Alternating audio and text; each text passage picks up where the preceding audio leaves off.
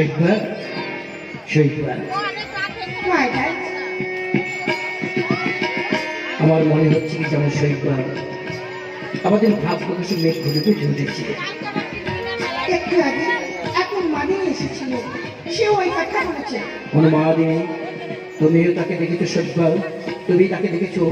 সে অনুমাদিনী নয়, সে ভাগ্য বিধাতা দুর্বাণীয়হীন। তৈরি হও শৈবা, আমার মনে হচ্ছে আমাদের ভাগ্য আকাশে ঝড় উঠতে আর সময় নেই, আর বেশি দেরি নেই, হয়তো ঝড় উঠবে।